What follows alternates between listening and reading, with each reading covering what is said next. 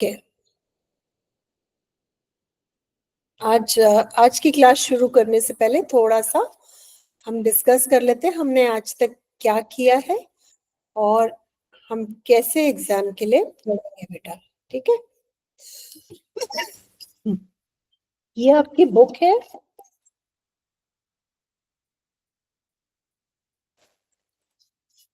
और आपका जो पहला टेस्ट है उसका आपका सिलेबस है सेक्शन 1 और सेक्शन 2। ये सारे चैप्टर्स हम कर चुके हैं। ठीक है, इनके रिसोर्सेज भी मैं आपके साथ शेयर कर चुकी हूँ।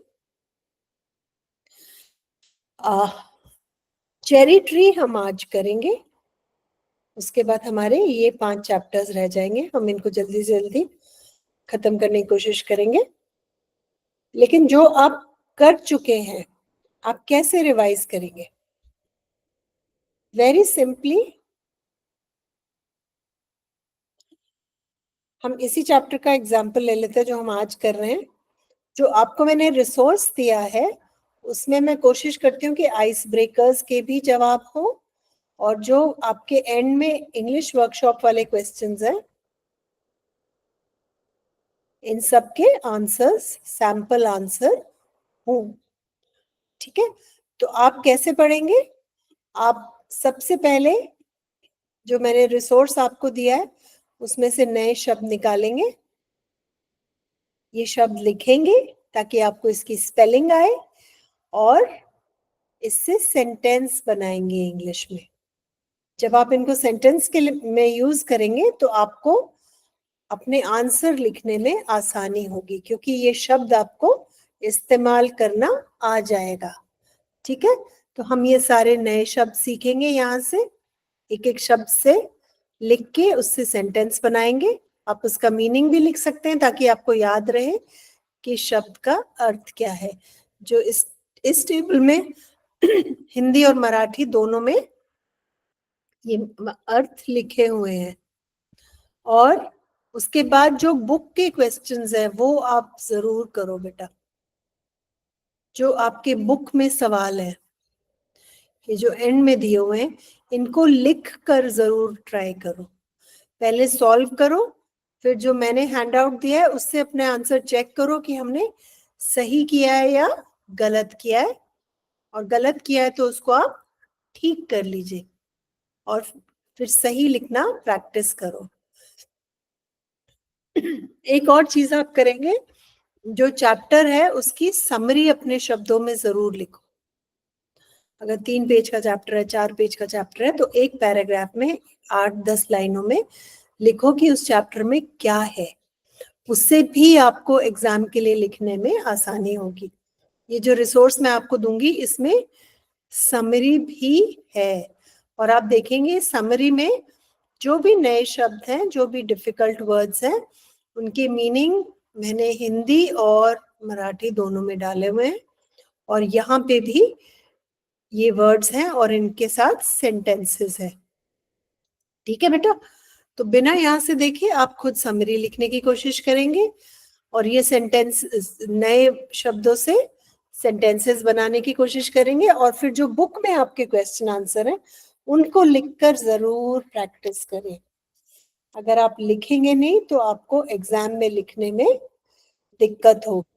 लिख कर पढ़े बेटा, ठीक है। अच्छा, पहले तो हम इससे शुरू करते हैं। चेरी ट्री आज हम ये पढ़ेंगे। ये एक पोम है, रस्किन बॉन्ड ने लिखी है।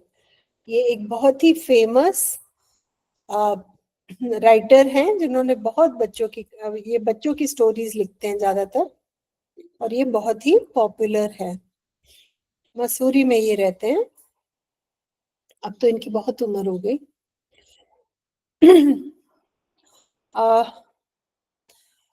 ट्रीज आर रेवर्ड बिकॉज, हम पेड़ों को क्यों इतना रिस्पेक्ट करते हैं?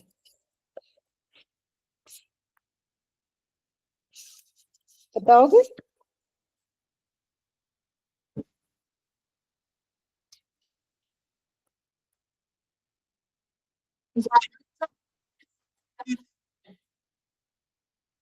क्यों आदर करते हैं हम पेड़ों का?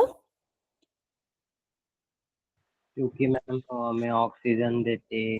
ऑक्सीजन देते हैं, फूल देते हैं, पत्तियां देते हैं, फल देते हैं, छाया देते हैं, है ना, हरियाली ठंडी देते ठंडी हैं, हवा। ठंडी हवा देते हैं, सब कुछ तो देते हैं, है ना। तो इसलिए आप देखोगे हमारे कल्चर में पेड़ों को पूजा भी जाता है, उनको पूजनीय माना गया है, बहुत ही उनको आदर सत्कार और इज्जत दी जाती है। पूजाओं में भी पेड़ के पत्तों का और फूलों का इस्तेमाल होता है। Okay, column A shows your involvement in growing a tree as well as the stages in the life of a tree. Column B shows the feelings you experience at all stages. Match them appropriately.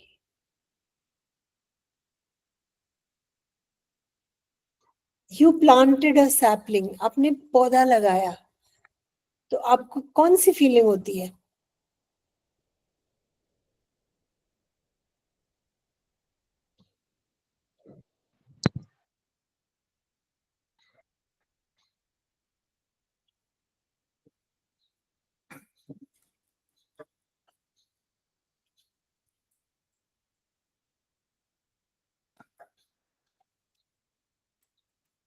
कैसा लगता है जब पौधा लगाते हैं?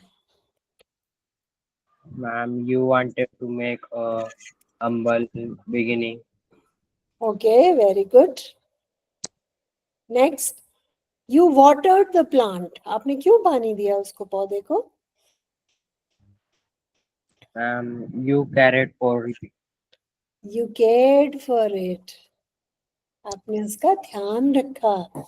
You saw the shoot for the first time. थोड़ा सा वो उसमें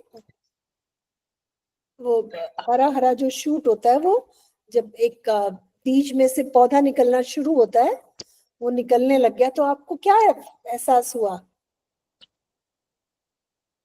हम आनंदी समाधानी होते। हाँ, आनंद। gave you a feeling of joy to see the promising future. आपको लगा अब ये बड़ा हो जाएगा और बहुत सुंदर पौधा बनेगा, तो it gave you a feeling of Joy कि अब ये बड़ा हो रहा है, it has a Yes, ma'am. Promising future. You fence the plant. फिर आपने आसपास उसके एक तारों का या लकड़ियों का जाल लगा दिया। क्यों?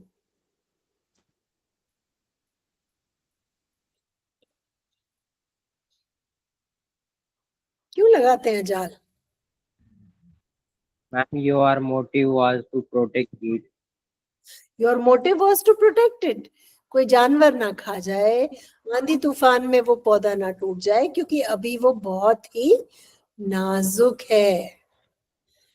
The plant gradually saw lush green leaves grow on it. अब उस पे हरे हरे पत्ते आने लगे हैं। अब The color symbol is life you.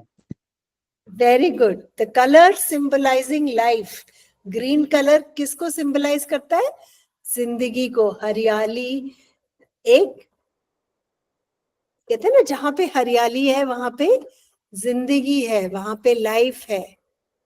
और जहां पे पेड़ पौधे उग सकते हैं वहां पर बाकी जीव जंतु भी जी सकते हैं।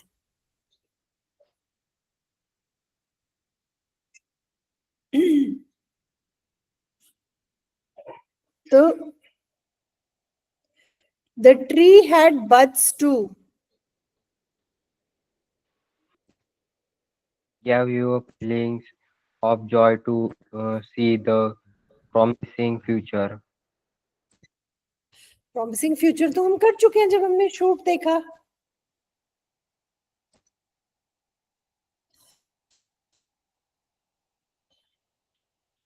अब ट्री पे बर्ड्स भी आने लगे तो the new experience brought excitement to you.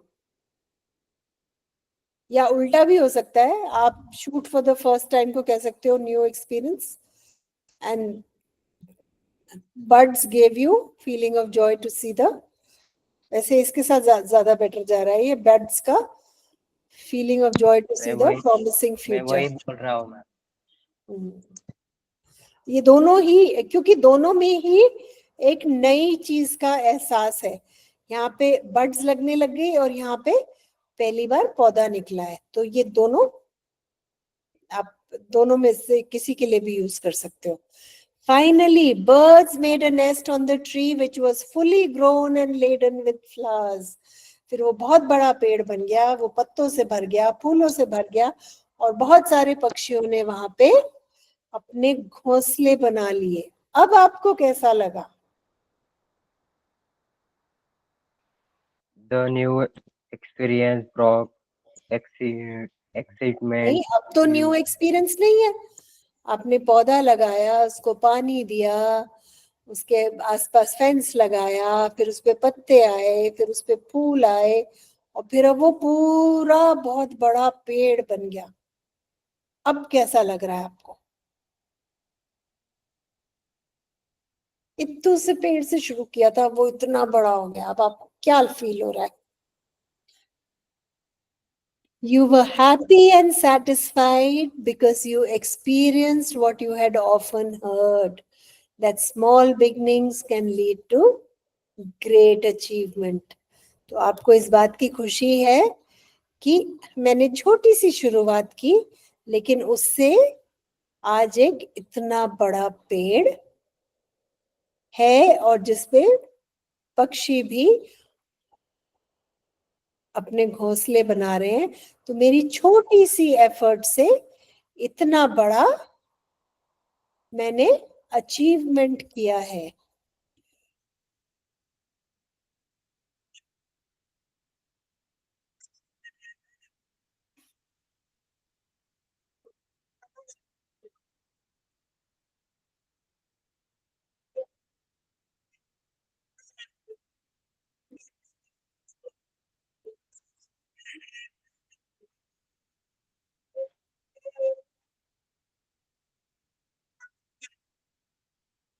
ठीक है, आपको लगता है कि मैंने छोटी सी चीज से शुरुआत की और आज एक इतनी बड़ी चीज मेरी छोटी सी मेहनत से बन गई, है ना?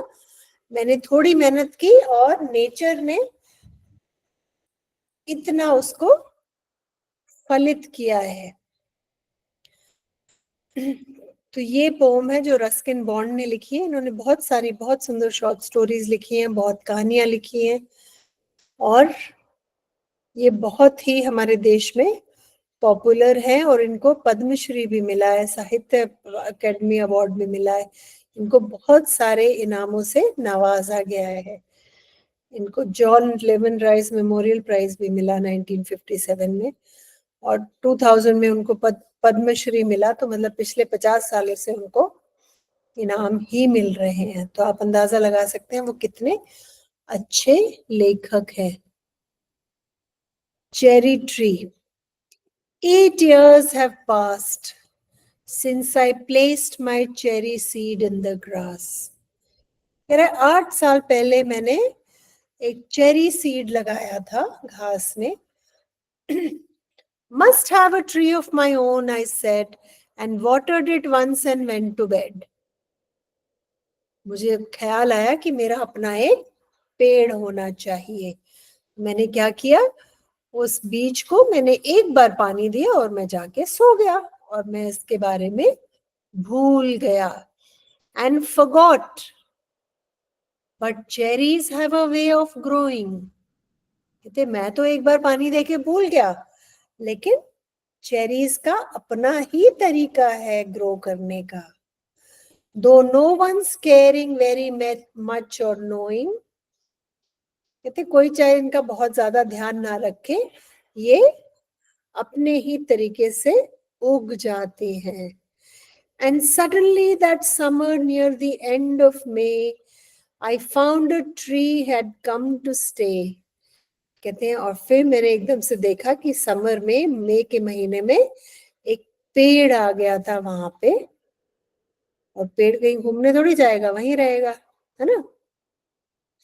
It was very small, 5 months child, lost in the tall grass, running wild.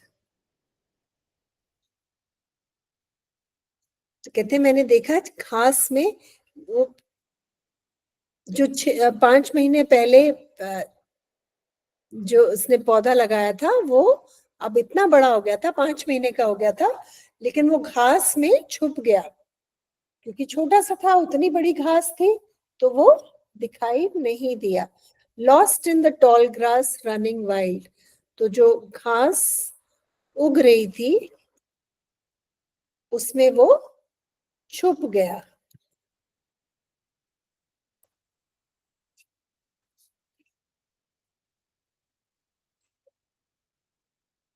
ठीक है.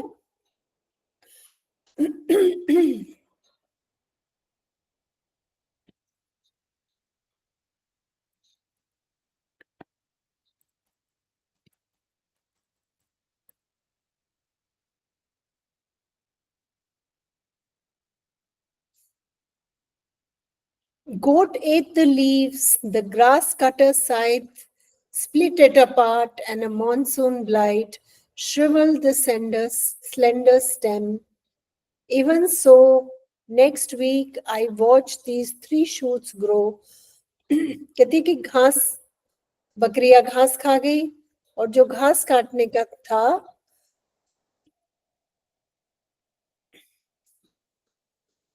साइथ कहते हैं इसको,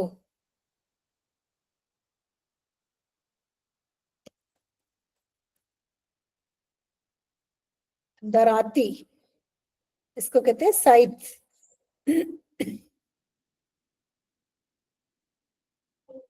तो कहते हैं कुछ बकरी ने खा लिया पेड़ और कुछ दराती ने काट दिया, लेकिन और फिर बारिश आई जिससे वो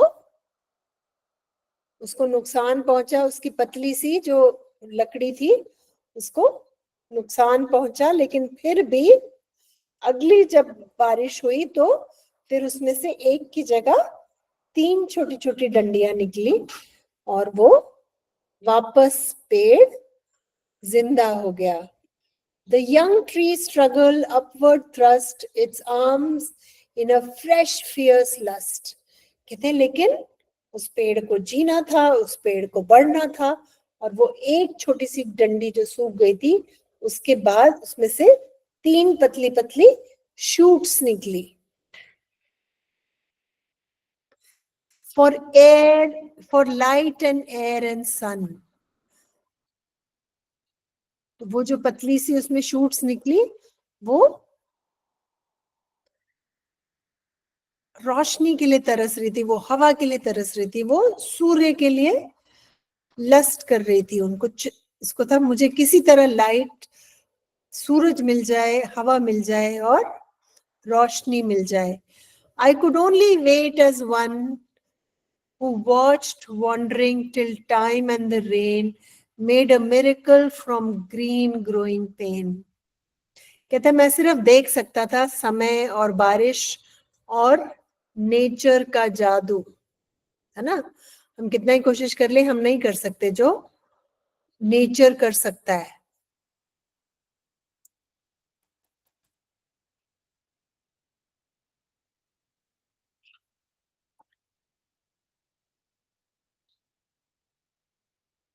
प्रकृति कर सकती है, वो हम और आप नहीं कर सकते. वो कहता है मैं सिर्फ बैठ के देख सकता था और धीरे धीरे समय और बारिश और प्रकृति उस नन्हे से पौधे में कैसे जान डाल रही थी. I went away next year, spent a season in Kashmir, came back thinner, rather poor, but richer by a cherry tree at my door. कहता है फिर मैं कुछ महीने के लिए कश्मीर चला गया, वहां से मैं गरीब और पतला दुबला होके आया, लेकिन मैं अमीर था कि मेरे पास एक मेरे दरवाजे पे मुझे एक चेरी ट्री उगा मिला. 6 feet high, my own dark cherry. 6 foot लंबा वो पेड़ हो चुका था. And I could scarcely believe it. A berry. और उस पे एक बेरी भी लगी हुई थी. Ripened and jeweled in the sun, hung from a branch, just one. सिर्फ एक चेरी लगी हुई थी उस पे और वो गहने की तरह धूप में चमक रही थी. And next year there were blossoms small, pink, fragile, quick to fall, at the merest breath, the sleepiest breeze. कहते अगले साल उसमें छोटी छोटी बेरीज लगी, जो थोड़ी सी भी आंधी आती थी या हवा चलती थी तो वो सारी टूट के नीचे गिर जाती थी. I lay on the grass at ease, looking up through leaves at the blue, line sky, at the flinches as they flew and flitted through the dabbled green.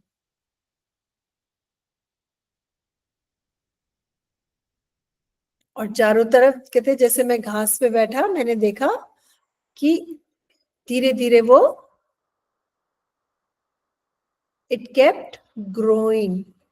While bees in an ecstasy drank of nectar from each bloom and the sun sank, कहते धीरे धीरे यहाँ पे मधुमक्खियों ने उनका अपना शहद उनसे बनाना शुरू किया, पेड़ से, फूलों से, फलों से. Swiftly and the stars turned in the sky and moon moths and singing crickets, and I, yes, I praise nights and stars and tree, that small the cherry grown by me. कहते मैंने पेड़ पौधों को, सितारों को, रात को, सबको धन्यवाद किया, सबको प्रेज किया, क्योंकि इन सब की वजह से मैंने जो एक छोटा सा चेरी लगाया था वो आज एक इतना बड़ा पेड़ बन गया है ना. तो ये जो आपने टेबल की थी आप देख रहे हो, ये सब राइटर की फीलिंग्स हैं. तो जैसे जैसे उसका पेड़ बड़ा हुआ उसके दिमाग में, उसके दिल में क्या क्या भावनाएं आई, वो सब हमने इस टेबल में, वो कविता में भी बिल्कुल यही चीज बोल रहा है. ठीक है, तो आपका होमवर्क है A1, A2,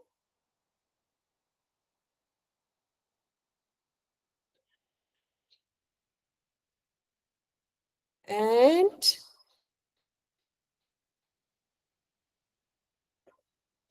A5.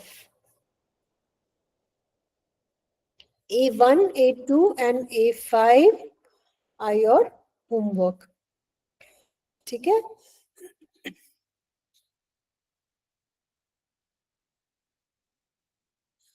A1,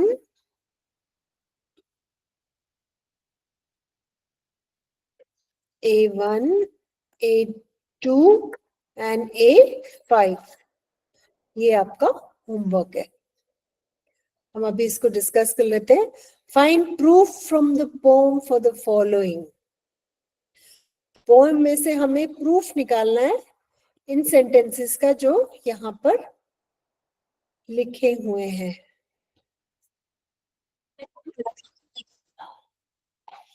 ठीक है, पहला सेंटेंस है the poet has mentioned different seasons. बताओ प्रथमेश, क्या कविता में कवि ने अलग अलग सीजन्स का नाम लिया है?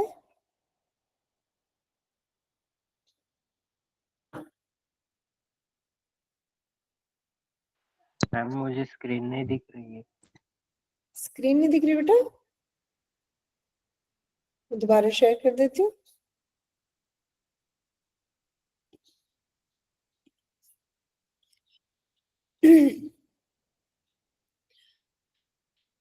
कवि ने अलग अलग सीजन्स का नाम लिया है कविता में? हाँ लिया है. कहा, कैसे पता हमें?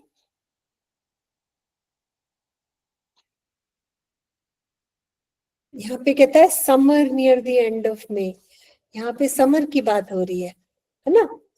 उसके बाद वो बात कर रहा है ना? उसके बाद वो कहता है I went away next year, and then he talks about जब पतझड़ होती है तो छोटी छोटी pink fragile quick to fall, तो वो बेरीज भी गिरती है ना?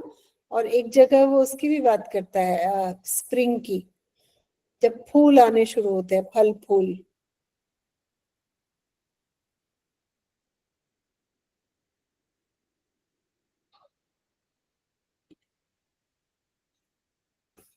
पहले कहते हैं छोटा सा प्लांट था, 5 months later it was 1 foot high, तो 5 महीने बाद मौसम बदल गया।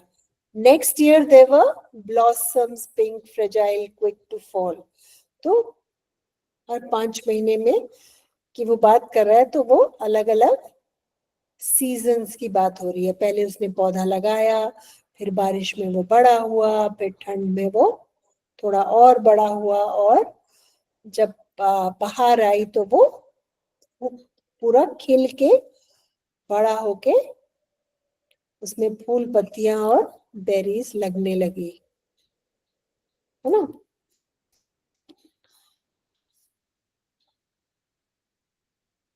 The poet's minute observations of the steady growth of the cherry tree. कवि ने छोटी छोटी चीजें भी उसने नोट करी हैं अपनी पोएम में। वो बहुत ध्यान से अपने चेरी ट्री को देख रहा था,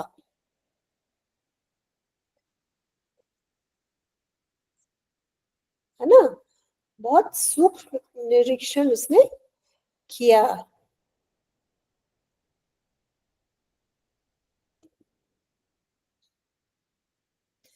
प्रूफ क्या है? शुरू से छोटी छोटी चीजें बता रहा है, कह रहा है पहले मैं इसको सीड को घास में डाला और एक बार पानी डाल के मैं भूल गया। उसके बाद कहता है वो छोटा सा, वेरी स्मॉल 5 months चाइल्ड, इतना छोटा कि वो घास में दिखाई नहीं दे रहा। फिर वो कहता है वो जब बारिश आई वो बिल्कुल सूख के पत्ता हो गया, खराब सा हो गया। उसके बाद उसमें 3 छोटी छोटी शूट्स निकली। उसके बाद उसमें वो बड़ा हो गया पेड़, और उसपे एक छोटी सी बेरी लगी हुई थी, एक। और उसके बाद उसपे बहुत सारे गुलाबी और लेकिन बहुत जल्दी झड़ने वाला फल लगा। तो क्या वो एक एक चीज बहुत ध्यान से देख रहा है कि नहीं?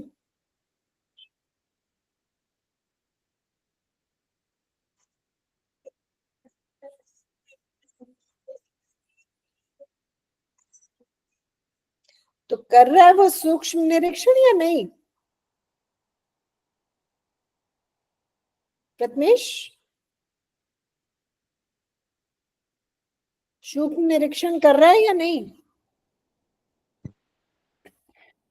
हाँ, कर रहा है ना? एक एक छोटी छोटी चीज वो बहुत ध्यान से देख रहा है। ओके।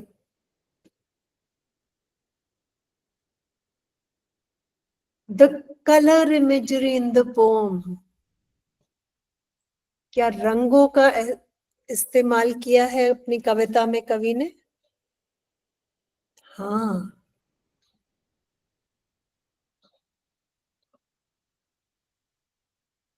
यहाँ पे कह रहा है डैपल्ड ग्रीन, यहाँ पे कह रहा है पिंक, यहाँ पे कह रहा है ज्वेल्ड इन द सन, धूप में चमक रहा है। यहाँ पे कह रहा है डार्क बेरी।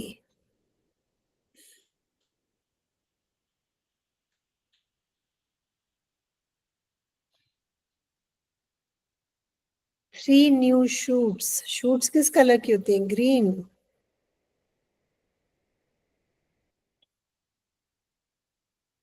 तो पूरे में उसने कलर्स का इस्तेमाल किया है।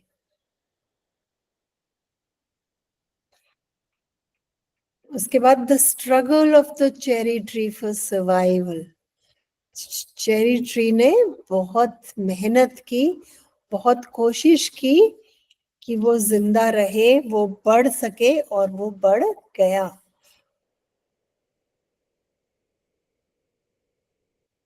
इस संघर्ष की वो बात करता है क्या? हाँ, यहाँ पे कहता है ना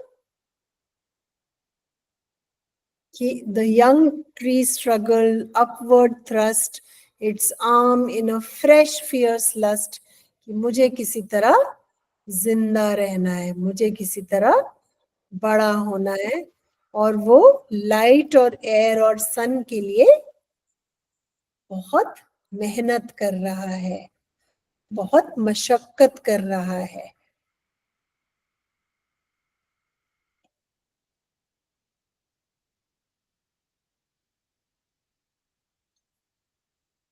एक सेकेंड।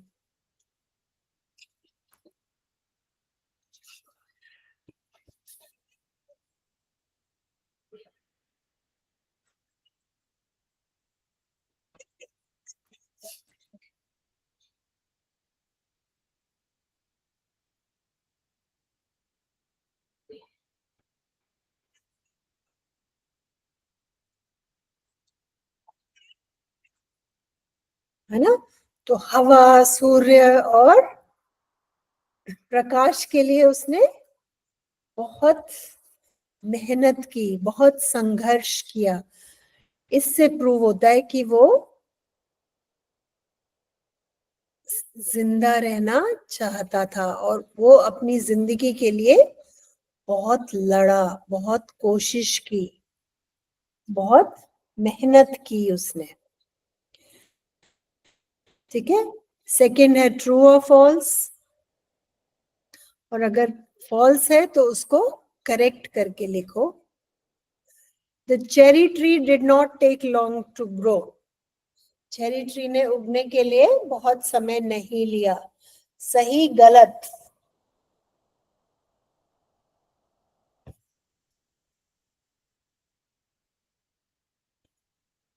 प्रथमेश, सही गलत?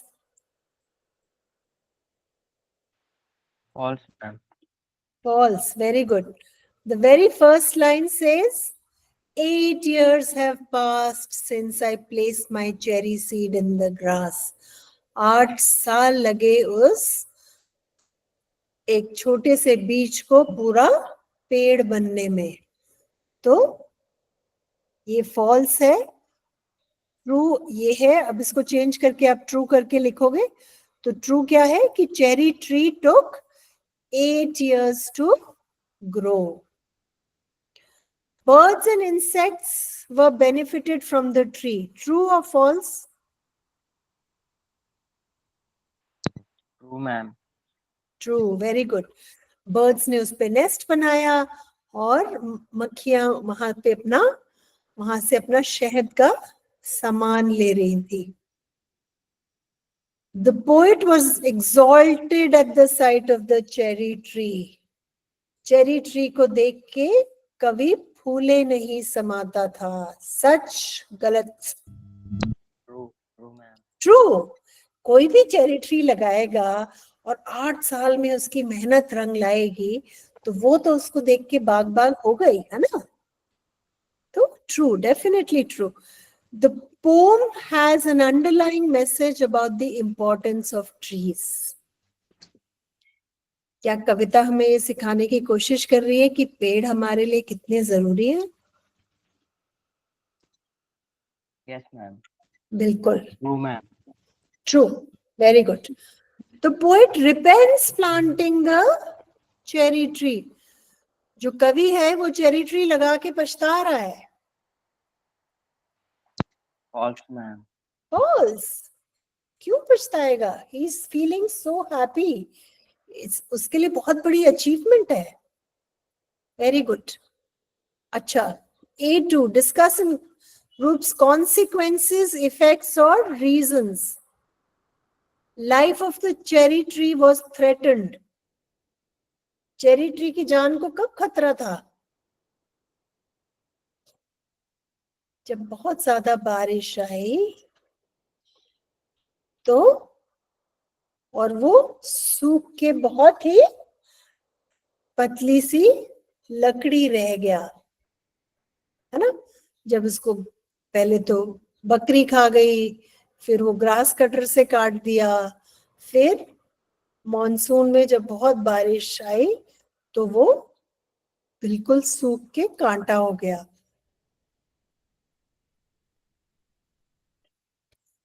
तो चेरी ब्लॉसम्ड। चेरी कब ब्लॉसम हुआ था? चेरी ब्लॉसम हुआ था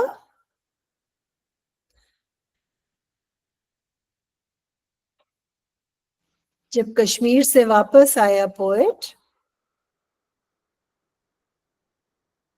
वो छोटे से पौधे को छोड़ के वो कश्मीर चला गया कुछ दिन के लिए, एक सीजन के लिए, और जब वो वापस आया वो खुद तो दुबला हो गया था, लेकिन उसका चेरी ट्री अच्छा खासा 6 फुट का लंबा ऊंचा पेड़ बन गया था। Okay, a small thought put in action led to a great achievement. Pick out lines from the beginning and end of the poem to explain their significance. तो एक छोटा सा एक्शन उसने क्या किया, सिर्फ एक बीज ही तो गिराया था और उसको एक बार पानी दिया था, है ना। उससे देखो उसको कितना बड़ा एक रिवॉर्ड मिला। तो शुरू में वो कहता है कि 8 साल पहले मैंने एक चेरी उगाया था और सिर्फ एक बार पानी देके मैं उसको भूल गया। और एंड में क्या है, एंड में वो कहता है कि मैं तो भूल गया, लेकिन जमीन, आसमान, हवा, पानी, धरती, सब ने उसको उगाया, उसको जान दी, उसमें जान डाली और उसको पूरा एक बीज को पूरा पेड़ बनाया। उसके लिए मैं उनका शुक्रगुजार हूँ, उनका धन्यवाद करता हूँ, उनको अप्रिशिएट करता हूँ। कहता है मैंने तो सिर्फ एक बीज डाला था, उसको धरती ने, हवा ने और सूरज ने सींच के एक पूरा पेड़ बना दिया, है ना। ये तो दूसरे पोम्स के बारे में है, ये आप छोड़ सकते हो। Read the line pink, fragile, quick to fall. So they move from healthy to delicate. ये आप छोड़ सकते हैं, 4th क्वेश्चन। 5th पे आते हैं, cherry tree is a narrative poem. Narrative होता है जब तुम कुछ नरेट करते हो कि मैं वहां गया, पहले ये हुआ, फिर हम यहाँ गए, फिर हमने ये बात की, फिर हमने ये फिल्म देखी, फिर हमने ये खाया और फिर हम घर आ गए। तो नैरेटिव में क्या होता है, शुरू में कहाँ शुरुआत हुई, फिर क्या हुआ, फिर क्या हुआ, फिर क्या हुआ, फिर क्या हुआ, और कैसे वो खत्म हुई, उसको कहते हैं नैरेटिव पोएम। नैरेटिव कविता है तो नैरेटिव पोएम हो गई। तो नैरेटिव पोएम क्या होती है, it has a beginning, middle, and. बिल्कुल सही। इस कविता में अब आप देखेंगे कि एक बिगिनिंग है, शुरुआत होती है एक बीज से, फिर बीच में कहानी होती है उस बीज के साथ क्या क्या हो रहा है, और फिर एंडिंग होती है कि वो बीज अब पूरा पेड़ बन चुका है ना। तो ये बिगिनिंग, मिडिल, एंड हो गया हमारी कविता का। Different places are mentioned. पूरी कविता में अलग अलग जगह का नाम है। पहले बताया कहाँ पे उसने वो बीज गिराया था, फिर उसने घास के बारे में बात की, फिर उसने अपना वो कश्मीर चला गया उसकी बात हुई। तो अलग अलग जगहों की बात हुई है। Characters are referred to. इस पोएम में कैरेक्टर तो हमारा चेरी ट्री है, तो शुरू से आखिर तक उसी की बात हो रही है। ये बहुत इंपॉर्टेंट है। Incidents are arranged in a sequence. ऐसा नहीं है कि वो पहले बड़े पेड़ की बात करता है, फिर वो छोटे की बात करता है, फिर वो बीज की बात करता है। वो एक सीक्वेंस में बात करता है, शुरू में बीज से बात करता है और एंड में पूरे पेड़ की बात करता है, तो उसको कहते हैं sequence.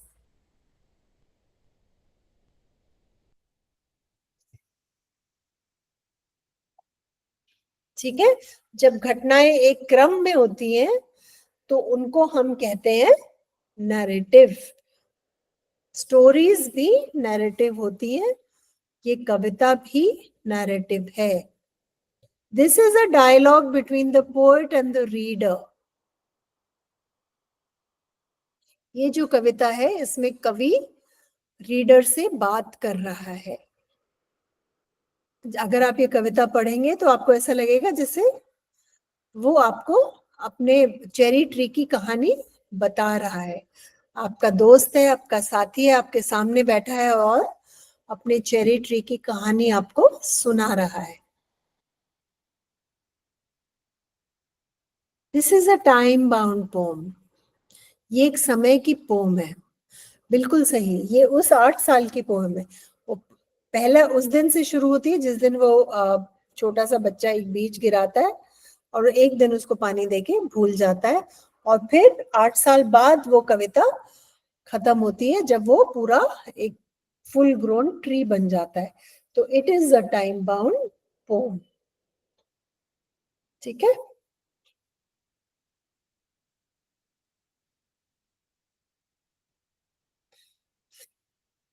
Right an appreciation of the poem considering following points.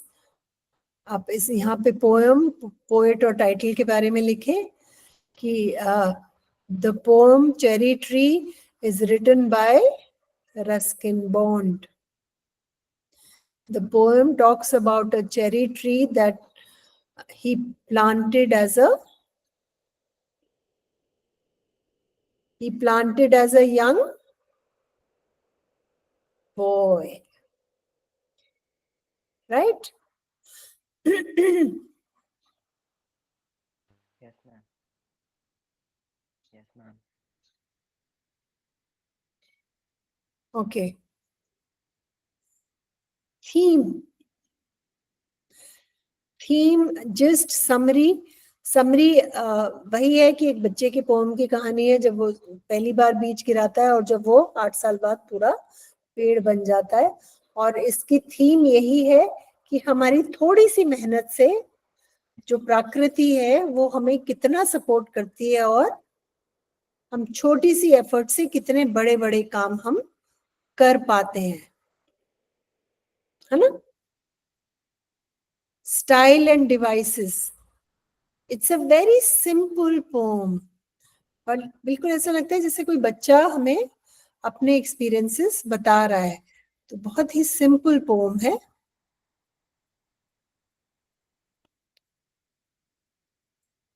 Colour imagery है, पर्सोनिफिकेशन है, इसमें रंगों का इस्तेमाल किया गया है कविता को सुंदर बनाने के लिए। और स्पेशल फीचर ये है कि वो दिखाता है कि समय के साथ साथ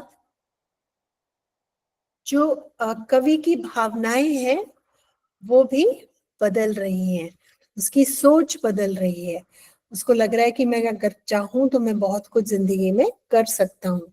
मैंने तो सिर्फ एक ये छोटा सा बीज लगाया था और आज देखो मेरी मेहनत कितना रंग लाई है। Opinion, this pome is inspiring and meditative. इसे पढ़ के लगता है कि हम जिंदगी में कुछ चाहे एफर्ट डालें तो कर सकते हैं।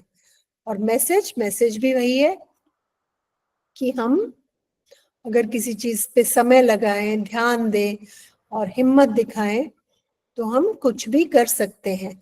और कुछ भी जिंदगी में बड़ा बनने के लिए, बड़ा पाने के लिए समय लगता है। उस छोटे से चेरी के सीड को, बीज को पूरा पेड़ बनने में 8 साल लगे, और हमें लगता है हम 2 दिन में एक्सपर्ट बन जाए। हम 2 दिन पढ़ते हैं, हमें लगता है अरे नहीं हो रहा, छोड़ दो। लेकिन ये कविता हमें सिखाती है दैट ग्रोथ टेक्स टाइम।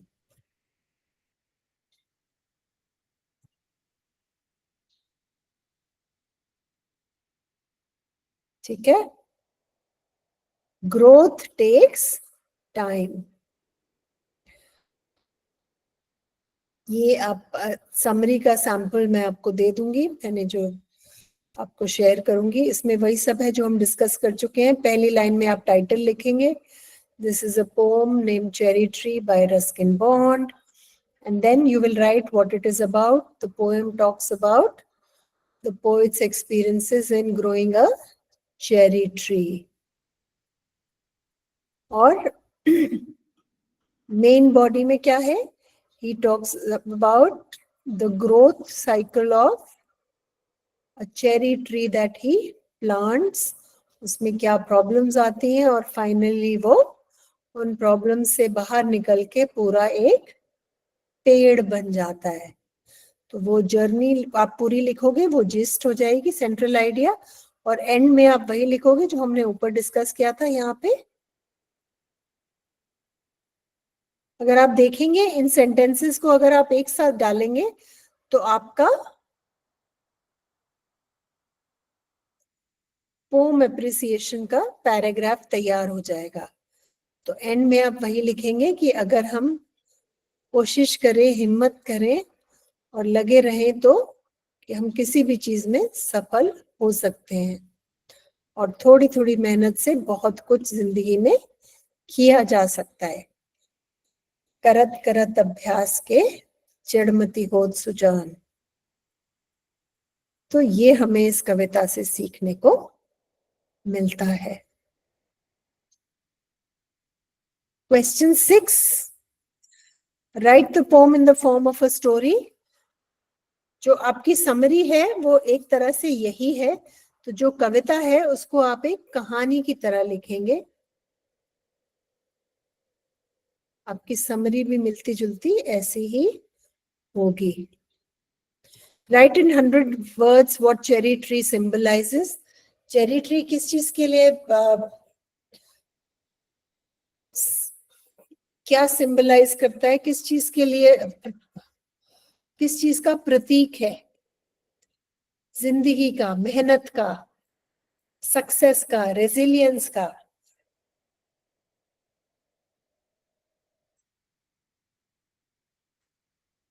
ठीक है, तो किस चीज का प्रतीक है?